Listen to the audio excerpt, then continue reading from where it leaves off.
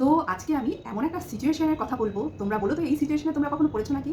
আর পড়লে তোমরা কি করেছো? যেমন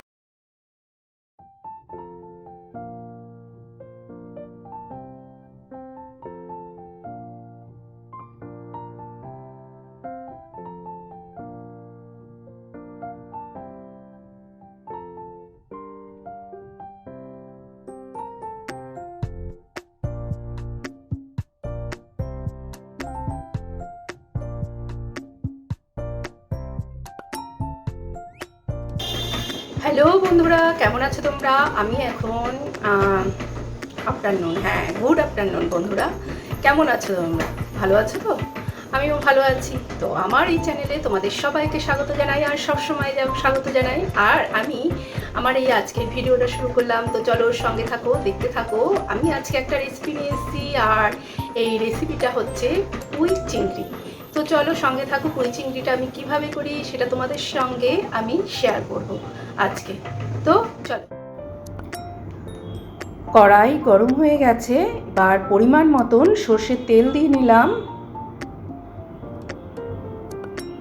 সর্ষের তেলটা যখন ভালো করে গরম হয়ে যাবে, এবার নুন হলুদ মাখিয়ে রাখা চিংড়ি মাছ দিয়ে দিলাম ভাজার জন্য।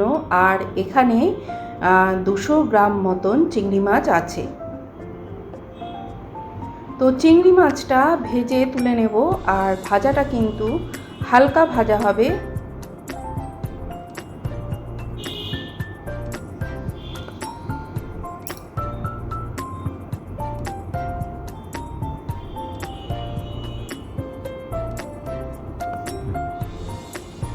এবার আর একটু তেল দিয়ে নিলাম কড়াইয়ে, আর এতে আমি ফোড়ন দেব 5 ফোড়ন, শুকনো লঙ্কা আর তেজপাতা। আজকে আমি কিন্তু কোনো পেঁয়াজ ব্যবহার করব না, আদা বাটা দিয়েই শুধু করব। যদি আমি মাছের মাথা এখানে দিয়ে পুঁই শাকটা বানাতাম তাহলে আমি পেঁয়াজ দিতাম। আর এখানে আমি যেই সবজিগুলো নিয়েছি, এখানে আছে পুঁইয়ের ডাঁটা, বেগুন, মিষ্টি কুমড়ো, ঝিঙে আর আলু আমি পরিমাণ মতন নিয়ে নিয়েছি। আর এখানে ঝালের জন্য দিচ্ছি বেশ কিছু কাঁচা লঙ্কা। যে যেরকম ঝাল খাবে সেই অনুযায়ী কাঁচা লঙ্কাটা ব্যবহার করতে হবে।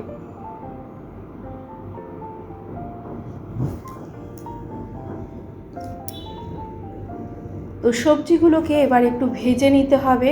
আর এক্ষেত্রে হালকা একটু নুন দিয়েছিলাম একটু সবজিগুলো নরম হওয়ার জন্য। আর এখন আমি পরিমাণ মতন হলুদ 1 চামচ মতন আর আদা বাটা 1 চামচ মতন দিয়ে দিলাম।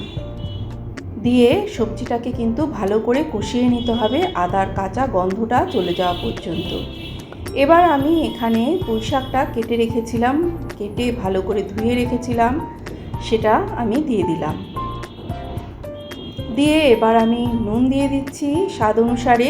আগে কিন্তু আমার অল্প নুন দেওয়া ছিল, এবার সেটা বুঝে দিতে হবে। তারপর ভালো করে পুঁইয়ের পাতাগুলো ওই সবজির সঙ্গে মিশিয়ে দিতে হবে।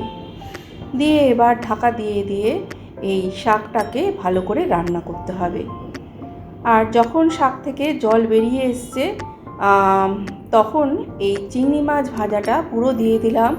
আর চিংড়ি মাছ ভাজার পরে যে একটু জুস মতন বেরোয় সেটাও দিয়ে দিলাম।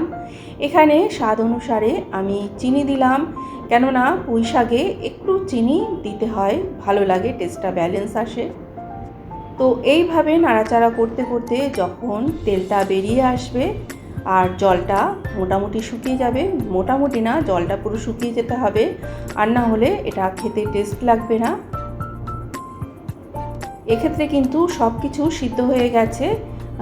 যেসব সবজিগুলো দিয়েছিলাম, পুঁইয়ের ডাঁটা, কুমড়ো, আলু, তো আমি ঢাকাটা খুলেই রান্নাটা করছি, যাতে ভালো করে যেই এক্সট্রা জলটা আছে ওটা শুকিয়ে যায়।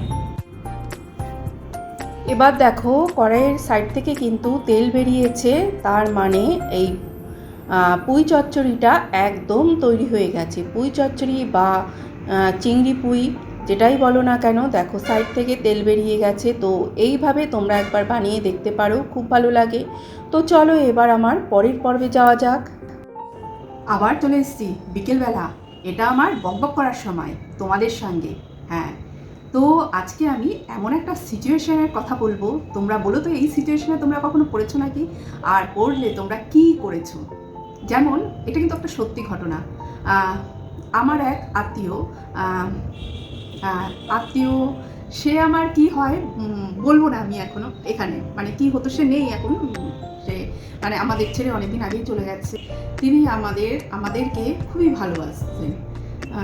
আপনি আপনি করে বলছি কেননা আমরা তাকে আপনি আপনি করে বলতাম না, কেননা ভালোবাসতো যখন সে আমাদেরকে তুই তুই করে বলতো আর আমরা তুমি তুমি করে বলতাম। তা নামটা কেন বলছি না, সে আমাদের কি হয় সেটা কেন বলছি না, তার কারণ হলো তার বাড়ির লোক যদি দেখে তাহলে বুঝতে পারবে যে তার ব্যাপারে বলছি, তখন একটা বাজে ব্যাপার হবে, ওর জন্য বলছি না। তো সে আমাদের খুবই ভালোবাসতো, সে মানে আমরা তার কাছে খুবই আদরের ছিলাম, আদরের। তো সে থাকাকালীন তার বড় ছেলের বিয়ে দিয়ে যায়, আর আমরা খুবই যেতাম। তারাও আমাদের বাড়ি আসতো, মানে সেই যে বাড়ির কর্তা সে আমাদের বাড়ি বেশি আসতো।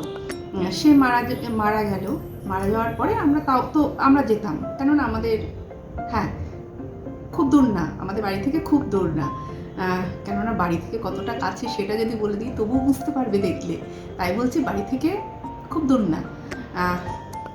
এবার ব্যাপারটা হয়েছে, বাড়ির যে কর্ত্রী সে তাকেও আমরা খুব ভালোবাসি, তার যে বাড়ির যে আরও আদার্স যারা আছে তাদের সঙ্গেও আমাদের খুব ভালো রিলেশন, খুব ভালোবাসি, তারাও আমাদেরকে খুব ভালোবাসে। যতদিন যাচ্ছে আস্তে আস্তে তাদের বাড়ির পরিবেশটা একটু খারাপ হতে আরম্ভ করেছে, মানে তার ছেলের বউয়ের সঙ্গে শাশুড়ির খুব একটা ভালো সম্পর্ক, আস্তে আস্তে সম্পর্কটা খারাপ হতে চলেছে। বোঝোই তো যেরকম হয় সব ছেলেদের বিয়ে দেওয়ার পরে একটু আধটু তো হয় সব ঘরেই, তো সেই রকম। এবার আমাদের তখন হলো কি বলতো, যেতে প্রবলেম হতে আরম্ভ করলো, সেই বাড়িতে যেতে একটু প্রবলেম হতে আরম্ভ করলো। কেননা আগে যখন গেছি তখন তো একদম অন্যরকম পরিবেশ, গেছি একটা ঘরেই বসেছি, এক জায়গা থেকেই চা বা যাই হোক জলখাবার যেটা দেওয়া হোক সেটা দিত। এবার গেলে কি হচ্ছে বলো তো, যতজন বাড়ির মেম্বার মানে বিয়ে বুঝতেই পারছো, হ্যাঁ তাদের সবার তো আলাদা আলাদা ঘর হয়েছে, গিয়ে কোন ঘরে আগে উঠবো, কার সঙ্গে আগে দেখা করব, কার ঘরে বসবো, কার ঘর থেকে জলখাবারটা আসবে, কার ঘর থেকে চাটা আসবে, ভীষণ সংকোচ বোধ করতো। আস্তে আস্তে কী করলাম, যাওয়াই ছেড়ে দিলাম। খুব আগে তো ঘন ঘন যেতাম, তারপরে আস্তে আস্তে যাওয়াই ছেড়ে দিলাম। ভীষণ মানে নিজের সংকোচ, ওরা এদিকে ঝগড়াঝাঁটি অশান্তি করে মরছে, আর বোঝো আমাদের অবস্থাটা, আমাদের কষ্ট হচ্ছে, কেননা তাদেরকে আমরা ভালোবাসি বলে।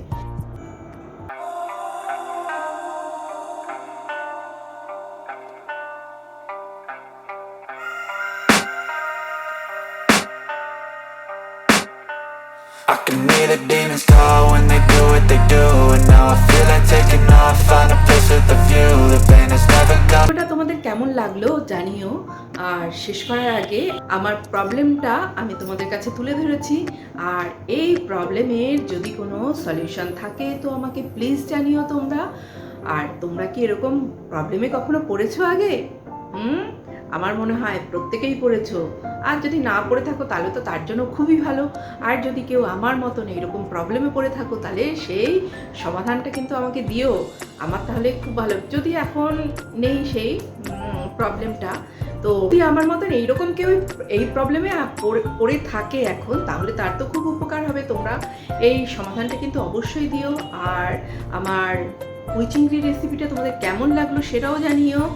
তো আজকের মতন বন্ধুরা ভালো থেকো, সুস্থ থেকো, আর সবসময় হাসি খুশি থেকো, পজিটিভ থেকো। তো টাটা আজকের মতন, আবার অন্য একটা দিন অন্য আরেকটা নতুন ভিডিও নিয়ে তোমাদের সামনে হাজির হব। তো আজকের মতন টাটা।